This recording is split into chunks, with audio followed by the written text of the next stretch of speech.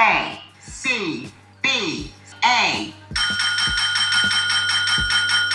Yes, sir. We're officially back at it. Boog, nice. Coming at you with a quick update. So yesterday was a pretty eventful day. Some great drops from Mezco and Marvel Legends. I actually put up a video the day before yesterday. I guess you can consider it the final video in a trilogy of videos for the Spider-Man and Spinneret 2-pack. You know, I got the opportunity from Hasbro to unveil and review that 2-pack. Then I did a follow-up video talking about the set a bit more, and then this final video doing some comparisons, some swaps, just giving you my final thoughts on the set before I had to send it back to Hasbro. So check that out. It's on the channel right now. Don't forget to rate, comment, and subscribe. I do read all the comments. I try to engage with you guys as much as possible, so I do get down in the comment section and I'm responding to negative and positive comments alike. But yeah, in terms of Mezco, I actually mentioned the 2.0 Spider-Man that they teased some time ago in this little overview of Spider-Man and Spinneret, and I was wondering when it might drop, and yesterday they actually put up the pre-order for Spider-Man. Now, of course, we'll be talking about this in depth on this week's episode of the Articulated Comic Book Art Podcast. We go live on Friday at about 8 p.m. Eastern Standard Time. If you know me, you know I've swore off Mezco Spider-Man figures, but I've been kind of looking at this one because I do want to kind of put together my street level Mezco character selection, and you gotta have a Spider-Man, right? But again, we'll talk about this in depth on the podcast and talk about my backtrack and my actual thoughts and feelings on this figure. I know a lot of people were confused, but Hasbro did actually do a live stream yesterday, but it was not on YouTube. It was actually on Instagram on IG Live, and they dropped a few bangers. They had a few reveals that I'm pretty happy with. They showed off the Marvel Legends, quote unquote, which is the tag or the label for the 3.7 inch line as well, but the Marvel Legends Sentinel, which we heard a while ago that we were going to get a 6-inch scale Sentinel figure, and I know a lot of people were hoping that it was actually the premier legacy Marvel Legends line. It seems like the 3.75 inch line is going to get a 6-inch Sentinel that scales with the 3.75 inch figures, a couple of accessories, an interchangeable battle damaged head, and you know what? I might pick up a few of these for some MSD action for some multi-scale displaying. As promised by Dan some time ago, he said that we would be getting more Galactus Heralds or Heralds of Galactus, and they unveiled Firelord in a retro packaging. I'm not over the moon about this, but it definitely was a character I had on a short list. They also showcased another figure from the upcoming What If Ultron Build-A-Figure wave in Sharon Carter. So this is Sharon Carter in her look from the Falcon and Winter Soldier series. Not bad. Pretty nice head sculpt. Obviously, you could utilize this body for a white female in casual clothing. Swap her head off, put some different heads on, maybe try some things with Mary Jane or Gwen Stacy or any other female heroine. And what I think is the biggest and best news on the day, they showed a box set, a Mojo World box set, in a box that looks like a old school television, a tube TV that will have a brand new updated deluxe Mojo figure. They did a side-by-side comparison with the old Toy Biz version. No question, this new one is going to knock the old one out of the park. I'm pretty stoked about this. This looks very good. Inside the packaging, you will also receive a new Longshot character.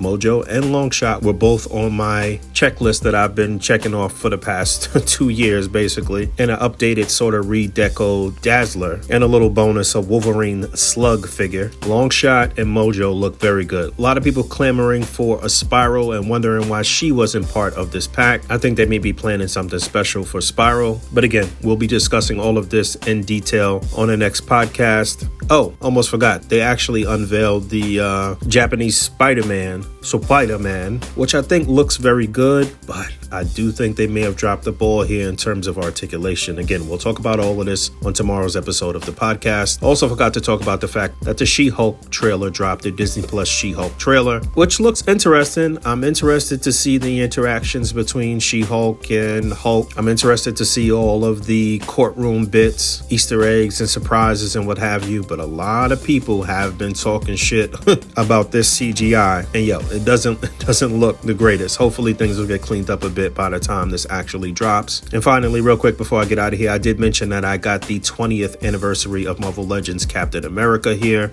Just utilized the set that I utilized at the end of the last Spider-Man and Spinneret update. Added the old 2020 Spider-Man and the deluxe box set Mojo. Again, these are the bullet whizzing effects from my man Spider_Machine. Check out his Instagram. He has this, and he has a couple of custom head sculpts that you can use for your Spider-Man as well. Your classic suit Spider-Man and your black suit Spider-Man. Think I'll get Cap back on the table tonight and really shoot some great big 3 shots and Avengers shots. This figure is so nice. So yeah, I just want to patch in with you guys real quick. Thanks for hanging out. As always, rate, comment, and subscribe. Hit that bell down there. And until next time, peace. I caught lightning, stuck it on the dial. F what you heard, let me tell you boys what I know. It's all facts, put displaying on the map. B, you better check my bio. No cap, no cap, no cap. My Scully and my T got my logo, whole fit, master kicks. I'm organic with the promo.